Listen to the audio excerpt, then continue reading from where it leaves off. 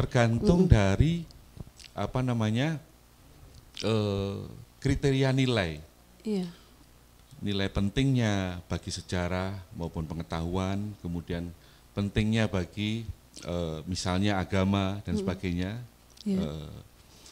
itu ditetapkan kriterianya secara berjenjang. Ada kayak seperti gendang itu dari logam Kuningan, bahasa kami itu moko. Iya. Itu dijadikan belis juga, padahal itu bagian tinggalan dari masa prasejarah yang udah ribuan tahun lalu, masa prasejarah itu. Sampai masyarakat di NTT masih digunakan sebagai belis. Iya.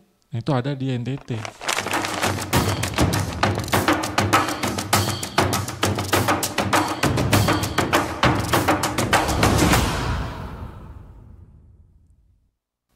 Bapak Mama, saudara pendengar dan pemirsa, obrolan budaya RRI Net kali ini mengangkat topik tentang pelestarian cagar budaya sebagai upaya pemajuan kebudayaan di Nusa Tenggara Timur. Kalau bicara soal cagar budaya ya, sudah ada ahlinya yang akan menjelaskan kepada kita bagaimana upaya melestarikan, yang dalam hal ini kalau kita bicara soal melestarikan itu artinya melindungi, terus mengembangkan dan juga memanfaatkan. Memanfaatkan seperti apa? Langsung saja ya. Kita coba tanya-tanya dengan kedua narasumber kita. Ada Bapak Andi Sarifudin SS, beliau merupakan arkeolog pamong budaya ahli muda. Selamat, salam sehat dan salam budaya Bapak. Salam budaya Ibu.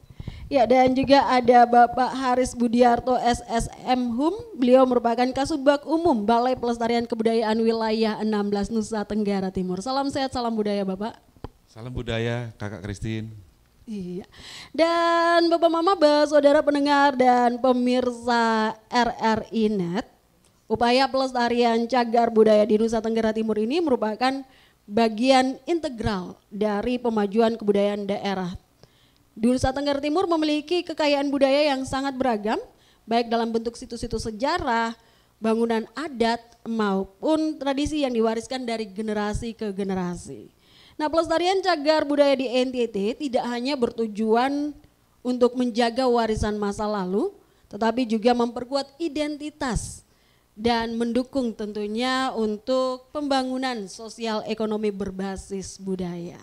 Jadi tadi kita sudah sempat berkenalan dengan kedua narasumber kita yang akan menjelaskan sedetail-detailnya tentang upaya pelestarian yang sudah dilakukan oleh Balai Pelestarian Kebudayaan Wilayah 16 Nusa Tenggara Timur. Tidak salah sebut saya ya? Betul. Mohon dikoreksi kalau saya salah sebut ya. Betul ya Pak ya? Ya, dan saya ke Pak Haris mungkin bisa kasih gambaran kepada Bapak Mama, saudara pemirsa dan juga pendengar RRI Net ya, tentang apa itu cagar budaya, dan kalau di Nusa Tenggara Timur sendiri ya, ada berapa banyak cagar budaya yang sudah berhasil dilestarikan begitu Pak? Ya, terima kasih Kakak Christine, Bapak Mama, saudara, pendengar dan pemirsa Radio Republik Indonesia Net. Menjawab pertanyaan moderator tadi terkait berapa banyak cagar budaya dan apa itu cagar budaya. Sebenarnya acuan kita cagar budaya itu adalah undang-undang tentang cagar budaya, yang mana Undang-Undang Nomor 11 Tahun 2010. Di sana kita akan tahu apa yang dimaksud dengan cagar budaya. Nah, cagar budaya itu kalau boleh secara singkat kami sampaikan bahwa cagar budaya ini adalah kebendaan, tinggalan manusia atau tinggalan masa lalu, warisan masa lalu yang berupa kebendaan. Dan keberadaannya bisa di darat, di air, dan sebagainya. Dan ini melalui proses penetapan. Dan tentu saja cagar budaya ini berkaitan dengan aktivitas manusia, leluhur kita di masa lalu. Gitu. Karena ini merupakan warisan, jadi ya. Iya.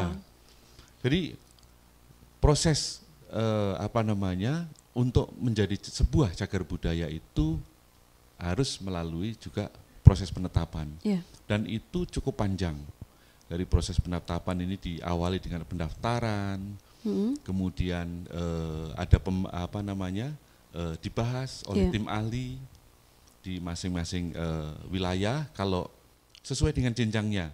Kalau cagar budaya ini akan ditetapkan sebagai cagar budaya kabupaten, Iya. tentu saja tim ahli di level kabupaten yang lingkup pembahasannya. Dan itu akan ditetapkan oleh nanti bupati atau wali kota. Sedangkan untuk cagar budaya pada level provinsi, tentu saja akan ditetapkan oleh gubernur. Baik, Dan baik. berjenjang sampai dengan cagar budaya nasional yang mana ditetapkan oleh menteri yang membidangi wilayah kebudayaan. Berarti itu tahapan-tahapan sebuah situs ditetapkan sebagai cagar budaya begitu? Betul.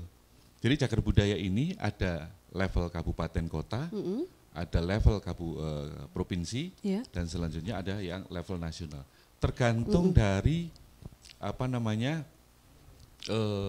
kriteria nilai. Iya. Nilai pentingnya bagi sejarah maupun pengetahuan, kemudian pentingnya bagi misalnya agama dan sebagainya, Iya. itu ditetapkan kriteria-kriterianya secara berjenjang. Baik, baik. Nah, kriterianya seperti apa begitu? iya itu tadi. Salah satunya mewakili zamannya. Yang kedua umurnya lebih dari 50 tahun. Lebih dari 50 tahun. Lebih dari 50 Iya. tahun itu sudah benda yang kira-kira memiliki kriteria untuk bisa diangkat menjadi cagar budaya, ditetapkan menjadi cagar budaya. Baik, baik. Ya. Kemudian berguna atau penting bagi ilmu pengetahuan, kemudian sejarah, agama, dan juga identitas jati diri suatu bangsa atau negara. Baik. Itu yang dimaksud Kriteria-kriterianya. dengan cagar budaya. Nah, lanjutan dari pertanyaan kakak moderator tadi, kira-kira yang di Nusa Tenggara Timur ini cagar budayanya ada berapa? Iya. Ya, kalau di level nasional di Nusa Tenggara Timur ini ada dua cagar budaya. Yang pertama adalah Rumah Pengasingan Bung Karno yang di Ende, Iya. sudah ditetapkan.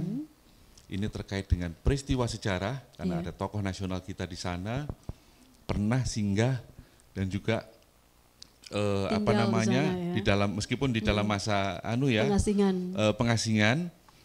Selanjutnya ada Leang Bua. Iya. Ini penting bagi ilmu pengetahuan kaitannya dengan untuk mengungkap peristiwa atau masa-masa megalitik. Megalitik dan juga prasejarah Baik, baik. di Nusa Tenggara Timur yang merupakan Itu yang untuk tingkat nasional. tingkat nasional. Yang ini kan merupakan suatu kesatuan secara nasional Iya. mengungkap periode prasejarah Iya. di wilayah Nusantara. Baik. Tentu saja ada temuan-temuan dan juga spesifikasi yang khusus terhadap temuan-temuan yang ada di Leang Bua di wilayah Flores Nusa Iya. Tenggara Timur ya, di Manggarai ya. Kalau di Kota Kupang ataupun di Pulau Timur sendiri memang belum adakah cagar budayanya? Nah, kebetulan untuk di Pulau Timur ada satu yang memiliki ciri ataupun kaitannya dengan prasejarah tadi. Iya. Dari masa prasejarah itu ada Nuat Bekau. Nuat Nuat mungkin salah sebut Nuat mungkin ya saya. Nuat Bekau. Bakau. Nuat Bakau atau Nuat Bekau. Iya, Itu di wilayah Kabupaten Kupang. Mm-mm. Dan kebetulan oleh pemerintah daerah yang dalam hal ini adalah pemerintah provinsi Iya. Nusa Tenggara Timur sudah ditetapkan sebagai cagar budaya provinsi. Baik. Nah, adapun temuan-temuannya adalah ada fosil tulang-tulang yang mendukung tadi mengungkap masa prasejarah di wilayah Nusa Tenggara Timur ini. Baik. Kalau bangunan-bangunan yang ada di Kota Kupang, bangunan-bangunan di Kota Tua ini kan juga saksi sejarah, saksi bisu dari sebuah sejarah. Betul ya. kakak, tadi kriteria apa yang bisa diangkat menjadi cagar budaya ini memiliki pengetahuan, memiliki kaitan dengan sejarah. Iya. Tentu saja bangunan-bangunan yang ada di wilayah Kota Kupang ya, Iya. terutama mungkin generasi yang sekarang ada juga yang mungkin merindukan Kopang yang dulu itu seperti apa ya, Iya, gitu ya, betul. sebagai suatu nostalgia, memori Belum kolektif bisa move on dari iya, masa lalu masyarakat ya. Kota Kupang. Ini juga di beberapa wilayah di Indonesia sudah mulai dilakukan penataan dan juga pelestarian terhadap kota tua. Iya. Ya, seperti di Batavia, Di berlanjut Jogja di juga ada ya. Jogja jelas, kemudian Semarang dan sebagainya ini sudah mulai, dan itu nanti pasti akan bersinergi atau berkait dengan dinas-dinas atau kementerian yang lain ya, karena ini kaitannya dengan wisata dan Iya, sebagainya. betul. Tetapi bagi kami di kebudayaan akan fokus pada upaya-upaya pelestarian. Iya. Jadi baik itu nanti bentuknya kita bisa sosialisasi kepada masyarakat umum maupun generasi muda, maupun mendorong sinergi ya kakak ya, Iya, iya. mendorong sinergi antara kami selaku wakil pemerintah pusat yang ada di daerah Iya. dengan pemerintah provinsi, dengan pemerintah kabupaten dan pemerintah kota yang Baik, ada baik. di Provinsi Nusa Tenggara Timur ini. Itu upaya-upaya yang sudah dilakukan oleh BPK Wilayah 16 itu dalam yang upaya menjadi- pelestarian ya. Betul kakak, yang menjadi tugas kami ditugaskan di wilayah Nusa Tenggara Timur. Itu selaku perwakilan dari pemerintah pusat yang dalam hal ini adalah Kementerian Kebudayaan. Baik. Kalau dulu masih kita bergabung dengan Kementerian Kemdikbudristek ya. Iya, iya. Tetapi dengan keputusan presiden yang baru dibentuk Betul. untuk yang urusan-urusan kebudayaan ini ada satu kementerian sendiri, yaitu Kementerian Kebudayaan, Baik. yang mana menterinya juga pejabat publik yang Iya. selama ini tidak Kita- asing lagi, ya. Bapak Fadlizon ya. Baik, baik. Ya, dan tadi kan Bapak sempat menyinggung ya terkait dengan keterlibatan generasi muda, dan kita tahu bahwa generasi muda ini memiliki peran juga untuk melestarikan cagar budaya yang ada di Nusa Tenggara Timur ya. Sudahkah melibatkan generasi muda NTT seperti komunitas-komunitas begitu? Betul kakak. Untuk upaya-upaya pelestarian ini ke depan, memang tugas pemerintah itu arahannya sebagai fasilitator. Ya. Ujung ya, muara dari apa yang kita upayakan adalah fasilitator. Nah, inisiatif dan kemudian pelaku-pelaku pelestari ini kita harapkan para komunitas, Iya. anak muda, dan masyarakat itu sendiri yang berpartisipasi di dalam menjaga cagar budaya. Kami di pemerintahan, baik itu pemerintahan pusat, kemudian provinsi dan juga kabupaten, mendorong upaya-upaya itu agar tentu saja tidak hanya masyarakat umum ya, dalam hal ini mungkin dunia usaha dan sebagainya Iya, betul. memiliki kepedulian ya terhadap upaya-upaya pelestarian cagar budaya. Iya. Ya, tidak hanya kita yang dari pemerintahan menyelenggarakan kegiatan sosialisasi ataupun kegiatan-kegiatan pameran dan sebagainya, tetapi juga pihak-pihak yang memiliki ketertarikan ya, bukan hanya ketertarikan tapi kepedulian terhadap upaya-upaya pelestarian ini sangat terbuka. Artinya ke depan Ya. kami juga membuka ruang-ruang partisipasi. Ya, dari generasi muda. Iya, generasi muda atau masyarakat secara luas untuk berpartisipasi di dalam upaya pelestarian kebudayaan. Secara umum ya, Ya. tadi karena kebudayaan ada yang urusan cagar budaya yang ranahnya ini benda, Iya. tetapi kan juga ada urusan kebudayaan yang nilai. Baik. Ada tari-tarian, Iya. kemudian ada permainan tradisional, kemudian ada olahraga tradisional dan sebagainya. Iya, iya. Yang ini kan nanti Ada pada tutur juga ya. mungkin pada tema yang lain mungkin kita bicarakan. Betul Ini kita sekali. Tapi berfokus pada cagar ini budaya. ya, Iya. kita perlu mengapresiasi apa yang sudah dilakukan oleh BPK Wilayah 16 Nusa Tenggara Timur ya, karena beberapa event yang pernah saya hadiri itu melibatkan anak muda dalam pelestarian kebudayaan ya. Iya, iya. Dan saya ke Pak Andi dulu sebagai seorang arkeolog. Bagaimana Bapak Andi ya melihat peran penting dari cagar budaya dalam membangun identitas budaya masyarakat Nusa Tenggara Timur. Terima kasih Bapak Mama Saudara, pendengar dan pemirsa RRI Net. Jadi cagar budaya sebenarnya sangat penting sekali dan itu tidak terlepas dari kehidupan kita sehari-hari, khususnya untuk masyarakat Nusa Tenggara Timur ya. Karena dalam di sana itu ada namanya living monument.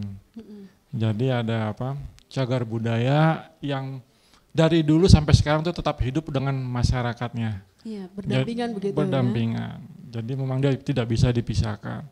Berbeda dengan daerah lain yang memang dia ada juga yang istilahnya itu dead monument. Dia hanya berdiri sendiri, masyarakat pendukungnya sudah tidak ada. Mungkin untuk lebih nyatanya, kalau misalnya kita ke kampung adat. Iya. Nah kampung adat ya dari dulu tuh seperti itu dan ada masyarakat dan mereka masih berfungsi, Iya. masih digunakan. Nah itu yang kelebihan yang menurut saya cagar budaya atau ODCB yang ada di Provinsi Nusa Tenggara Timur. Jadi ada untuk secara regulasi itu ada dua istilah. Jadi kalau yang Pak Haris sampaikan tadi itu, kalau sudah cagar budaya itu konsekuensinya itu ada regulasi, ada penetapan. Baik. Nah kalau sebelum dia ditetapkan, dia istilahnya objek diduga cagar budaya. Nah yang terjadi permasalahan di kita di NTT ini, banyak sebenarnya ODCB atau juga data arkeologis yang memiliki potensi untuk menjadi cagar budaya. Banyak sebenarnya. Iya, karena cagar budaya itu perlu proses penetapan. Di sana banyak ada stakeholder, pemerintah daerah. Di sana tuh ada tim ahli yang harus terlibat juga. Dan kami dari BPK 16 itu mensupporting, fasilitator. Selama dia tidak ditetapkan, ya dia tidak akan mendapat status cagar budaya. Nah, dalam status walaupun cagar dia sudah memiliki kriteria-kriteria yang disebut sebagai cagar budaya. Dari itu, makanya kalau udah dia ketemu katakanlah bahasa umumnya barang antik, barang kuno, tinggalan leluhur, secara usia pasti lolos untuk kriteria cagar budaya. Tinggal nanti nilai-nilai yang di bawahnya. Peran pentingnya apa sih bagi masyarakat objek tersebut? Nah itu tugasnya tim ahli yang mengkaji itu. Nanti tim ahli dia akan mengusulkan itu kepada kepala daerah untuk ditetapkan menjadi cagar budaya. Nah salah satunya itu sebagai identitas.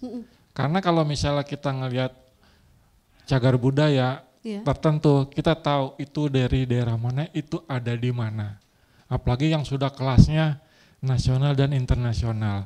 Kalau ngelihat ada bangunan tradisional dari kayu, jumlahnya 7 di antara awan-awan berseliweran di media sosial, di gambar-gambar, di video-video, mungkin langsung terekam, itu adalah Wairebo. Iya betul. Nah kan, di mana Wairebo? Di provinsi, di Pulau Flores. Di mana? Provinsi Nusa Tenggara Timur. Nah itu udah identitasnya.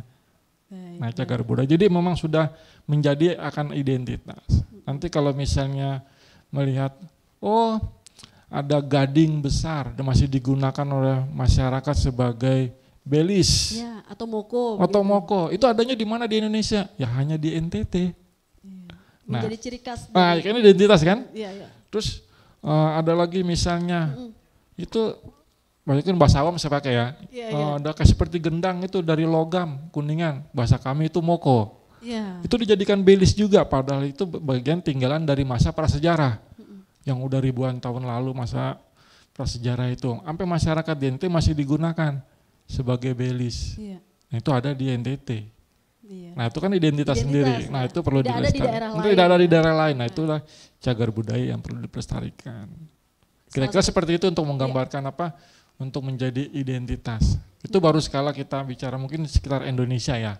Baik. Tapi ada kemungkinankah mungkin ketika bapak-bapak melihat ini benda ini atau mungkin situs yang dibiarkan begitu saja ada potensi untuk menjadi cagar budaya begitu?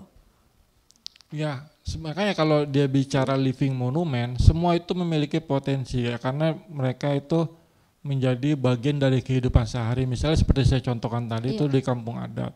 Lagi di daerah pedesaan, bangunan masih bangunan tradisional, Untuk pembentukan pembuatannya itu ada aturan tersendiri, Iya. bahan tersendiri. Baik. Dan satu yang dari tadi menempel dalam pikiran saya adalah disebutkan tadi oleh Pak Haris bahwa salah satu kriteria untuk disebut sebagai cagar budaya adalah di atas 50 tahun. Berarti kalau misalnya umur kita sudah ada di atas 50 tahun, apakah kita juga termasuk cagar budaya? Bukan ya.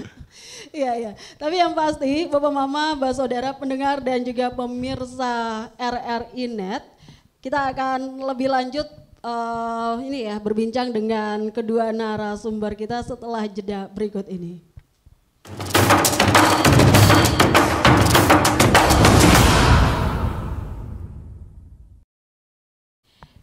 Bapak Mama, Saudara pendengar dan pemirsa RRI Net, obrolan budaya masih berbicara tentang pelestarian cagar budaya sebagai upaya pemajuan kebudayaan di Nusa Tenggara Timur. Saya bertanya lagi ke Pak Haris ya. Pak Haris, tadi kan sempat disebutkan bahwa kalau suatu situs itu mau ditetapkan sebagai cagar budaya itu harus bekerja sama dengan stakeholder yang ada di daerah. Sejauh ini untuk kerjasamanya dengan pemerintah seperti apa, pemerintah daerah? Iya, Kak Christine, pendengar dan pemirsa RRI Net, untuk proses penetapan sebuah, kalau tadi Mas Andi sudah sampaikan, objek yang diduga cagar budaya, sebelum menjadi cagar budaya, itu kita sebut objek yang diduga cagar budaya. Nah, sebenarnya ada peraturan pemerintah yang sudah cukup kuat, artinya turunan dari Undang-Undang Cagar Budaya. Ini melindungi benda atau tinggalan-tinggalan yang belum ditetapkan, sehingga kita tidak serta-merta merusak dan sebagainya, meskipun itu belum ditetapkan. Baik. Itu bisa kita lakukan dengan dalam tanda petik kita berlindung untuk penyelamatan gitu ya. Betul. Dalam konteks penyelamatan. Nah, itu akan kita perlakukan seperti juga CB. Nah, terkait dengan bagaimana sebuah proses benda ataupun struktur atau bangunan ini ditetapkan menjadi cagar budaya, memang ada proses yang memang harus ditempuh.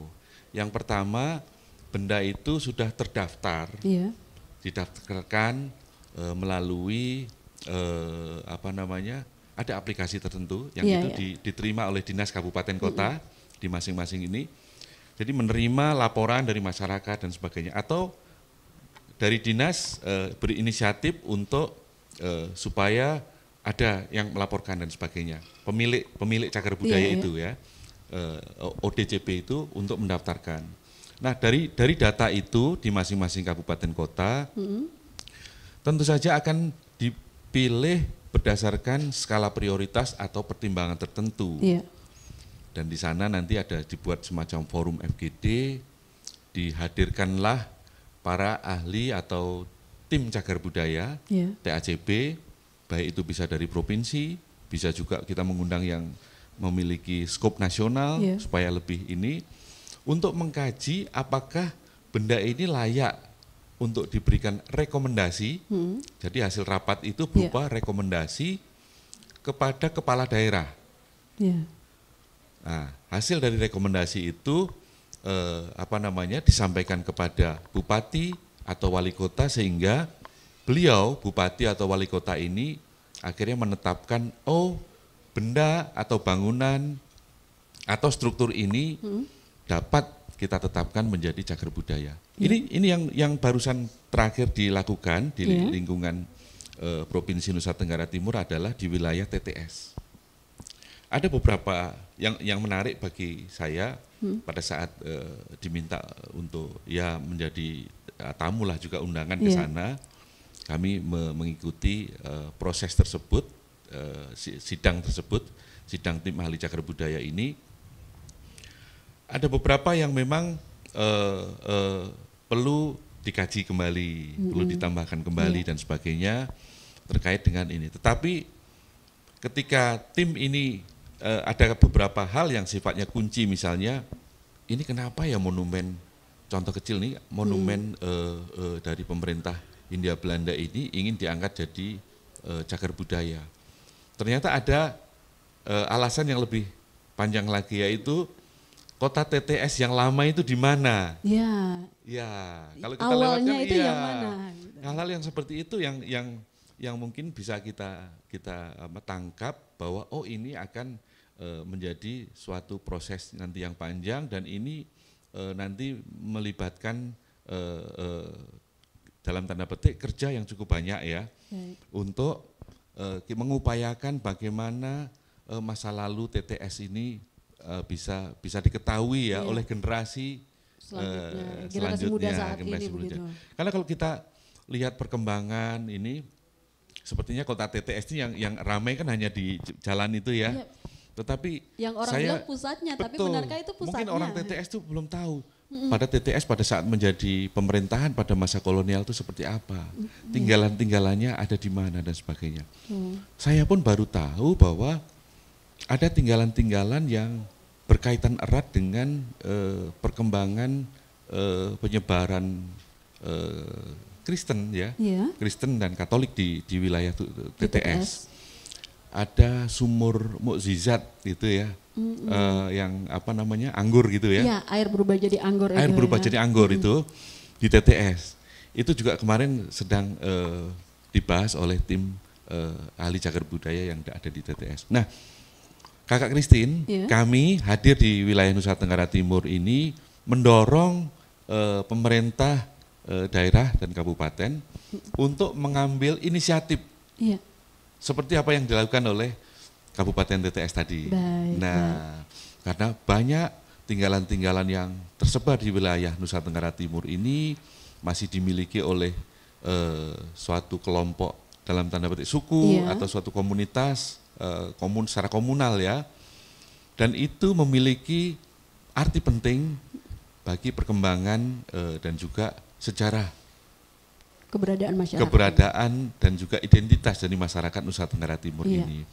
Nah, jangan sampai benda-benda seperti ini dalam tanda petik tinggalan-tinggalan yang kuno-kuno ini bisa lolos keluar. Iya, betul. Nah, kita sendiri masyarakat NTT sendiri harus menikmati itu, benda-benda tinggalan-tinggalan leluhur itu ada di luar.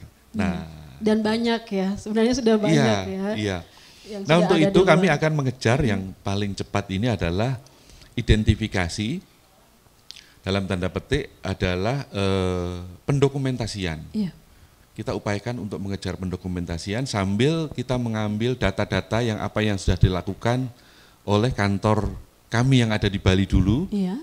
Dan kita untuk tahun 2023 melakukan cross check ke lapangan, apakah benar benda-benda ini masih ada pada koordinat ini dan sebagainya. Iya. Kita turunkan tim untuk melakukan pengecekan itu, mencocokkan dengan data yang ada dalam tanda petik warisan dari Bali, ya, kantor Bali, kita cocokkan di wilayah Nusa Tenggara Timur ini. Sesuai tidak ya? Masih beberapa masih ada tinggalan-tinggalannya, tetapi kita lihat juga tinggalan-tinggalan tersebut karena terbuat dari material-material kayu dan sebagainya, ada yang sudah jauh berbeda pada saat didata dengan kondisi saat ini. Bahkan ada rumah-rumah adat yang tinggal pondasinya gitu. Nah, jadi rumahnya adat sudah ada roboh yang roboh dan sebagainya, ada yang juga mungkin rusak dan sebagainya. Nah, ini yang tentu saja menjadi PR kita bersama, bagaimana upaya kita bersama sinergi antara kami wakil pemerintah pusat dengan pemerintah daerah dan kabupaten. Dan tentunya juga melibatkan tokoh-tokoh adat ya. Jelas. Para pemerhati budaya dan sebagainya ini menjadi partner kami, komunitas. Harapannya adalah tidak hanya pada yang tua-tua gitu ya, yang senior-senior, tetapi ada regenerasi anak muda yang dia memang berminat atau cinta terhadap kebudayaan. Dan dia menjadi motor penggerak bagi upaya-upaya pelindungan cagar budaya. Syukur-syukur tadi ada pelindungan, itu karena pelestarian ada pelindungan, ada pemanfaatan, dan juga nanti ada upaya untuk apa namanya pengembangan ke depan, Iya. jelas ya untuk pengembangan. Baik. Nah itu harapannya apa yang kita upayakan di wilayah Nusa Tenggara Timur. Iya, saya ke Pak Andi. Pak Andi, kalau tadi kan sempat dijelaskan oleh Pak Haris ya bahwa ada temuan di daerah-daerah seperti rumah adat yang sudah roboh, hanya tinggal pondasi ya.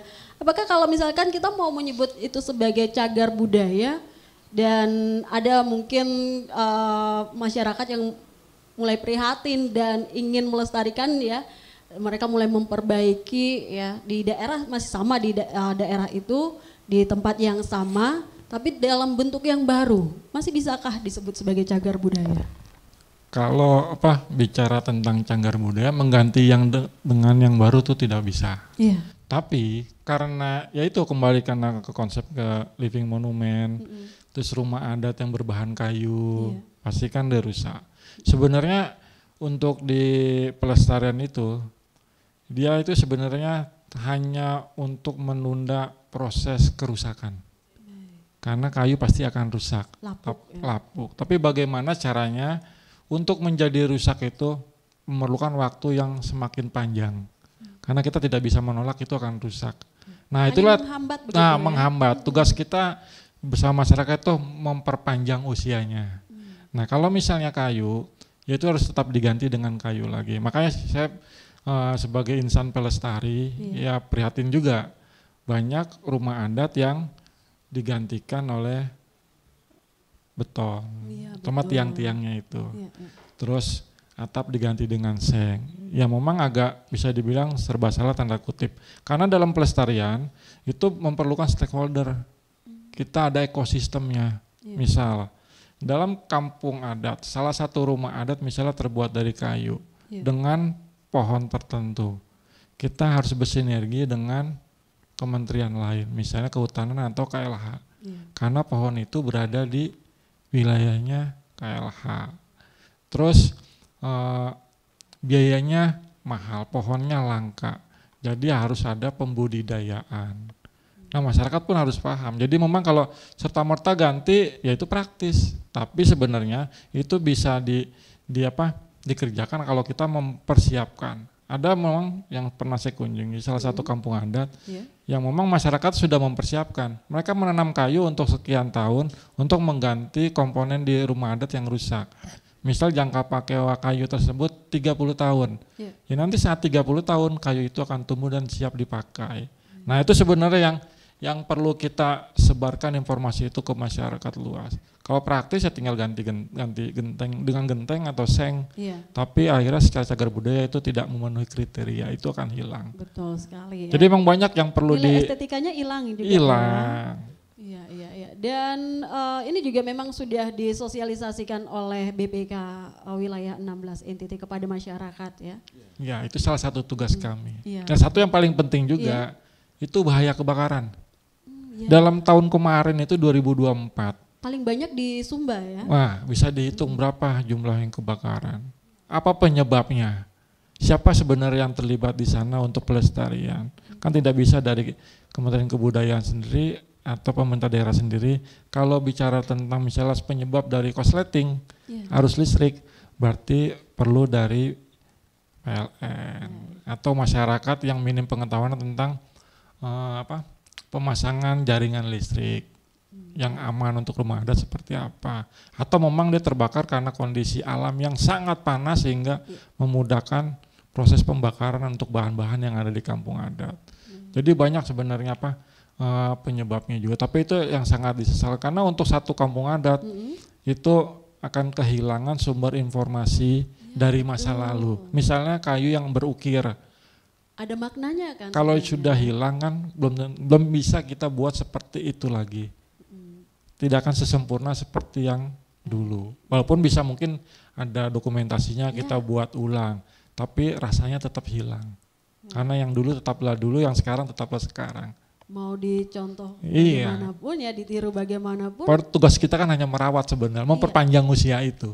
Baik, seperti dokter ya yang menyembuhkan orang sakit, tapi BPK wilayah 16 NTT ini kalau mau dibilang sih merawat untuk kebudayaan-kebudayaan ataupun cagar-cagar budaya atau yang diduga sebagai cagar budaya di Nusa Tenggara Timur ya Pak ya. Ya, dan jangan lupa kami juga tidak henti-hentinya meyakinkan kembali kepada masyarakat bahwa cagar budaya itu milik masyarakat. Kebudayaan itu milik masyarakat, kami hanya fasilitator. Kadang masyarakat kan mungkin lupa bahwa kebudayaannya milik masyarakat itu sendiri dan masyarakat juga yang melestarikannya. Kalau bukan masyarakat, siapa yang akan melestarikannya? Dan tidak akan terwariskan ke generasi selanjutnya. Hilang. Betul ya. Kira-kira itu Kakak.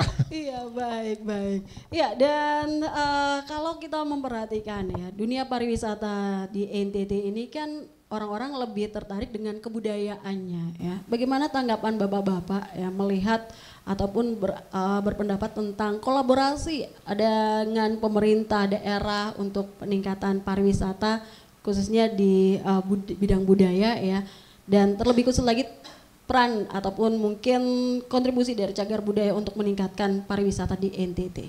Pak Haris dulu, nanti bisa ditambahkan Pak Andi. Ya, terima kasih Kakak Christine, pendengar dan pemirsa RRI Net. Mungkin yang bisa kami sampaikan terkait dengan koordinasi dengan stakeholder ya yang ada di daerah di wilayah Nusa Tenggara Timur ini, berdasarkan perjalanan ini beliau artinya mereka dalam alat ini menyambut baik. Itu yang pertama. Tentu saja harapannya adalah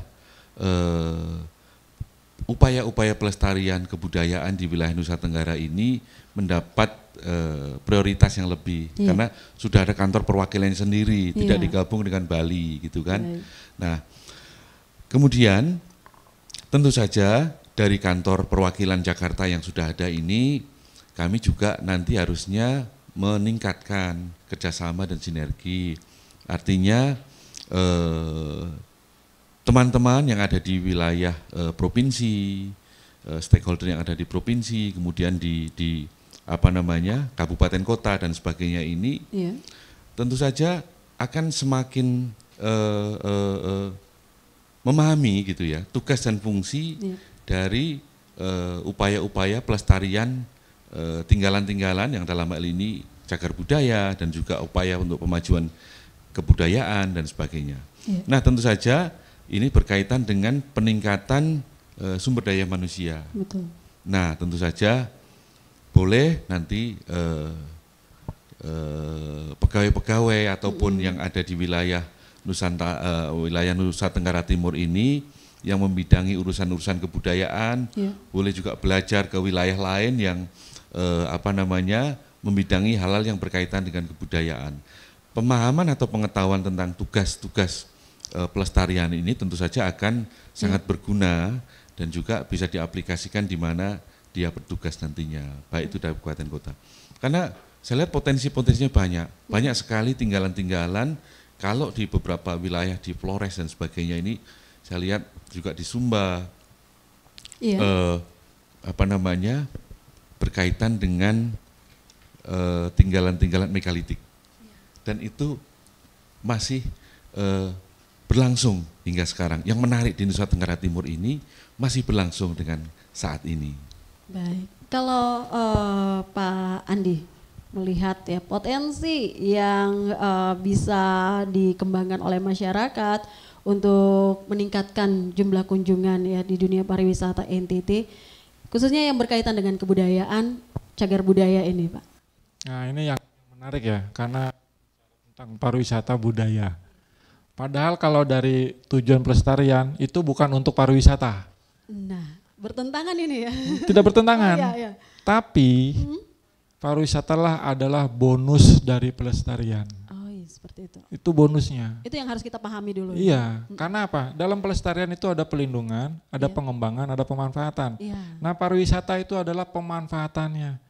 Sedangkan undang-undang pun menjamin bahwa pelestarian cagar budaya untuk sebesar-besarnya kemakmuran rakyat. Baik. Itu di undang-undang amanatnya. Kalau misalnya belajar dari Bali dengan pariwisata budayanya, Saya pikir Bapak Andi berasal dari Bali ya, bukan? Ya, saya lama di Bali. Oh, Saya udah lama di Bali. Bulan tahun di Bali, saya kerja juga dari Bali. Seperti kata Pak Haris tadi bahwa dimanapun ditempatkan apa yang didapat di daerah penempatan bisa dikembangkan ya di daerah selanjutnya ya. Kita akan lanjut lagi untuk obrolan budaya RRI Net setelah jeda berikut ini. Mereka bagian dari kehidupan sehari-hari dan sehari-hari mereka melindungi. Oh iya betul. Kalau sudah dilindungin berarti dia akan lestari, betul, akan ya. utuh. Baik. Karena menjadi bagian dari kehidupan sehari-hari. Akhirnya wisatawan datang untuk melihat itu, Baik. belajar tentang itu. Nah sebenarnya sama dengan potensi yang ada di NTT. Iya. Makanya tadi saya awal bilang living monument karena menjadi bagian kehidupan sehari-hari masyarakat. Nah sekarang yang menjadi pertanyaan apakah masyarakat itu sudah peduli untuk Iya. merawatnya. Merawatnya kalau misalnya bahasa gampangnya ya. Iya. Merawatkan itu kan pelestarian melindungi. Iya. Agar dia tetap eksis. Nah, apakah tidak diganti dengan yang baru? Baik. Nah kalau misalnya ada rumah adat diganti dengan yang baru, diganti dengan beton, apakah tamu akan datang untuk melihat rumah adat yang dari beton? Nah, Kan tidak.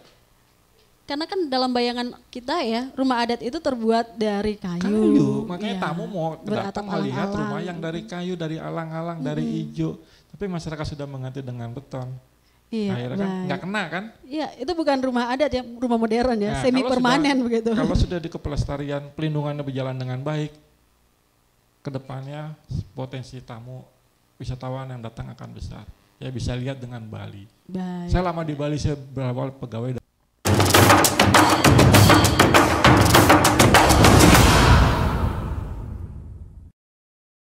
Pendengar dan pemirsa RRI Net, kita masih berbincang tentang upaya untuk melestarikan cagar budaya di Nusa Tenggara Timur. Tadi kedua narasumber kita sudah menjelaskan ya, dan masyarakat pun sudah diajak untuk melestarikan ataupun merawat cagar alam, bukan cagar alam ya, lain lagi kalau cagar alam ya, cagar budaya yang ada di daerah mereka. Dan seperti dikatakan oleh Pak Andi tadi bahwa ketika kita merawat cagar budaya yang ada di sekitar kita, bonusnya banyak orang yang akan datang berkunjung ke wilayah kita dan hasilnya bisa kita rasakan ya, seperti itu.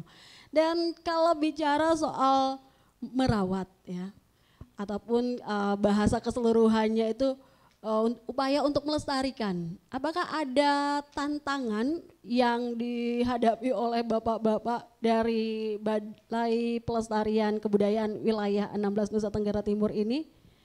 Saya ke Pak Haris dulu ya, nanti ditambahkan oleh Pak Andi ya Pak ya. Ya, terima kasih. Bapak, Mama, Bapak, Saudara, pendengar dan pemirsa RRI Net, menjawab pertanyaan Kak Christine, moderator. Iya. Tantangan-tantangan di dalam upaya pelestarian ya, Iya. cagar budaya. Tentu saja itu tadi yang data terkait dengan ODCB dan CB itu menjadi tantangan bagi kami karena itu baru 1 tahun ini, tahun 2024 ini kita update dan kita cocokkan dengan di lapangan. Dan itu tentu saja nanti akan kita evaluasi dan pada tahun 2025 segera kita tambah. Dan itu akan kita sinergikan dengan, kita komunikasikan dengan kabupaten kota. Kaitannya dengan nanti tadi berlanjut pada proses penetapan dan sebagainya. Iya. Tentu saja kita akan saling mengkomunikasikan data tersebut. Kemudian yang kedua, tantangannya adalah pemahaman ya. Kita harus mensosialisasikan ini kepada masyarakat. Secara terus-menerus, Iya, itu tentu saja kita tidak bosan-bosan. Dan kita juga diharapkan tantangannya menciptakan jejaring. Iya. Komunitas ini tentu saja anak-anak muda dalam tanda petik, adik-adik mahasiswa ataupun masyarakat yang memiliki minat ini juga kita upayakan. Dan ini kan letaknya ada di mana-mana, menyebar di wilayah Nusa Tenggara ini. Kalau kami pun menjaga itu satu persatu kita tempatkan personil balai ini kan tidak mungkin. Iya, betul. Tentu saja inisiatif dan partisipasi dari masyarakat lah yang kita harapkan untuk menjaga tinggalan-tinggalan tersebut agar tidak mengalami kerusakan. Baik, gitu. seperti itu ya. Itu tantangan kita. Ya, Mungkin kalau Mas Andi bisa menambahkan. Ya. Pak Andi. Ya kalau Tantangan seperti di nyambung lapangan dari Pak ya. Haris tadi, tantangan yang pertama memang secara regulasi. Iya. Minimnya ODCB yang statusnya menjadi DCB penetapan. Iya. Nah, karena di penetapan itu kan kembali saya bilang di awal itu ada tim ahli dan itu domainnya pemerintah daerah. Kita nggak bisa masuk ke sana BPK untuk menetapkan, kita nggak bisa. Jadi memang domainnya mengintervensi murni belum bisa. nggak bisa karena undang-undang itu ranahnya pemerintah daerah Iya. untuk menjadi proses sebagai cagar budaya melalui ditetapkannya itu. Itu tantangan terbesar. Itu yang pertama Iya, secara iya. regulasi karena undang-undang mengatur itu. Iya, iya. Yang kedua objek cagar budayanya, ya dominan tradisi megalitik, ya kampung adat itu sebenarnya. Iya. Kalau bahasa kami kan tradisi megalitik, bahasa umumnya kampung adat, rumah adat. Iya. Ya ada tata batu Ini lebih besar, hafal Pak Andinya ya daripada ya, kita ya. batu-batu besar di sana. Nah, di sanalah itulah yang seperti saya contohkan tadi, misalnya rumah adat yang kayu. Iya. Kesulitan masyarakat, kesulitan mencari kayunya, Iya. mencari bahan baku untuk bangunan tersebut. Nah itu tantangan tersendiri. Baik. Kalau tidak melibatkan secara keseluruhan ekosistem itu seperti kementerian lain, terus pemahaman masyarakat sendiri, gimana mau ngomong sampai ke pariwisata, ke income, ke PAD, Iya, kalau yang sebenarnya menjadi objek tujuan tamu datang sendiri belum diperbaiki tidak atau tidak terlestarikan kan gitu kan. Tidak dilihat ya istilahnya seperti itu karena ya. tamu kan mau lihat itu. Jadi emang tugas besar sekali memahamin kesadaran masyarakat, terus menggugah nih stakeholdernya. Iya. Kita ngomong kampung adat tapi nyari bahannya susah. Sedangkan kan Kementerian Kebudayaan kan nggak bisa main ke ranah Betul. perkebunan, kayu-kayu itu kan bukan ranahnya kami, kementerian lain. Baik. Berarti ini belum ada kerjasama ataupun mungkin dukungan dari pemerintah, khususnya pemerintah daerah begitu? Sudah mulai. Sudah mulai kita menggugah itu. Kita nggak bisa sendiri untuk melestarikan itu, kita nggak bisa sendiri. Apalagi nanti goalnya sudah mau bicara nanti ke pariwisata budaya. Goalnya pelestarian bonusnya kan pariwisata. Betul. Masyarakat banyak nuntut pariwisata budaya, pariwisata, pemerintah daerah pariwisata, tapi yang menjadi sumbernya? Yang menjadi sumber tujuan tamu datangnya itu kan belum kelihatan. Masih istilahnya sih masih amburadul ya. Malah nanti kalau udah lebih ke pariwisata, apakah nanti pariwisata itu dia akan balik lagi ke pelestarian. Nanti siklusnya gitu tuh Mbak. Ini pengalaman saya di Bali itu seperti itu. Persentase dari pariwisata berapa persen sih yang kembali untuk pelestarian objek itu? Baik. Nah itu udah lebih rumit lagi, kompleks. Kalau di Bali dulu saya udah sampai ke sana. Iya. Tapi intinya dari semua ini adalah bagaimana masyarakat kita dengan kesadarannya. Dengan kesadarannya terbiasa untuk melestarikan itu. Jangan khawatir nanti tamu tidak akan datang, pasti akan datang, dia akan mencari itu. Seperti misalnya contoh yang Wairebo itu 2012 itu kan hasil kerja kerasnya mungkin Pak Yurianta arsitektur itu yang akhirnya membawa Wairebo ke kancah internasional dari UNESCO. Akhirnya kan sekarang banyak tamu berbondong-bondong, nggak cuma wisatawan asing, yang Nusantara juga kepingin dia merasakan naik ke Wairebo, malah menjadi paketan kan, dari Labuan Bajo lanjut Manggarai ke Wairebo. Iya. Jangan bermimpi besar dulu kalau kita seperti dikatakan oleh Pak Andi dan juga Pak Aris bahwa kita belum merawat ya apa yang ada di daerah kita. Dan untuk rencana jangka pendek ataupun jangka panjang dari tim arkeolog Balai Pelestarian Kebudayaan Wilayah 16 NTT seperti apa? Silakan Pak Aris. Ya, terima kasih. Apa yang akan kita lakukan di jangka pendek maupun jangka panjang. Nah tentu saja kami dari Balai Pelestarian Kebudayaan Wilayah 16 Nusa Tenggara Timur akan menyesuaikan dengan apa yang telah menjadi agenda nasional ya. Itu di sana ada 7 upaya agenda nasional terkait dengan pembangunan kebudayaan. Agenda-agenda tersebutlah yang menjadi acuan dan secara nasional. Nah, untuk wilayah Nusa Tenggara Timur, tentu saja, misalnya ini dalam konteks prasejarah ya. Nah, tentu saja apa yang kita lakukan terhadap Leang Bua nantinya itu adalah dukungan terhadap ilmu pengetahuan bagaimana bahwa wilayah Nusantara ini, kalau boleh kita jelaskan, temuan-temuan yang ada itu bahkan sampai ratusan ribu tahun yang lalu. Iya. Nah, pertanyaannya, mana yang lebih tua, yang ditemukan di Afrika kah atau yang di Nusantara, termasuk yang di Sangiran di Jawa ya. Nah, itu bagian dari apa yang ada di Flores ini, bagian dari satu rantai yang ada di Nusantara ini. Hal inilah yang harusnya diungkap oleh para ahli, dan kami sementara itu sedang proses untuk penelitian. Kami mengamankan, setidaknya mengawali pengamanan itu.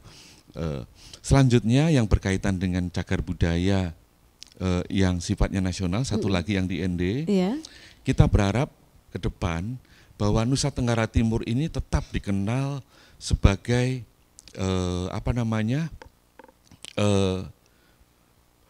bagaimana butir-butir Pancasila itu tetap hidup ya. Iya. Diformulasikan oleh beliau, tokoh nasional kita Soekarno. Jadi asalnya dari Nusa Tenggara. Ini yang patut diketahui secara nasional. Baik, ya. Nah, kebanggaan itulah yang menjadi sesuatu bagi kita masyarakat di Nusa Tenggara Timur. Iya. Dan mungkin ini kan cita-cita impian kita bersama ya, bahwa apa yang ada menjadi bagian dari kebudayaan di Nusa Tenggara Timur ini bisa tetap dilestarikan antara BPK wilayah 16 maupun masyarakat dan juga pemerintah bisa berkolaborasi. Dan sebagai closing statement mungkin Bapak-bapak dari Pak Andi dan juga Pak Haris ya, harapannya terkait dengan pelestarian dari cagar budaya yang merupakan identitas masyarakat Nusa Tenggara Timur. Silakan Pak Haris, mungkin 2 menit ya, kita kasih ke 2 menit ya, silakan. Iya, tentu saja upaya pelestarian cagar budaya yang ada di wilayah Nusa Tenggara Timur ini menjadi tanggung jawab kita bersama.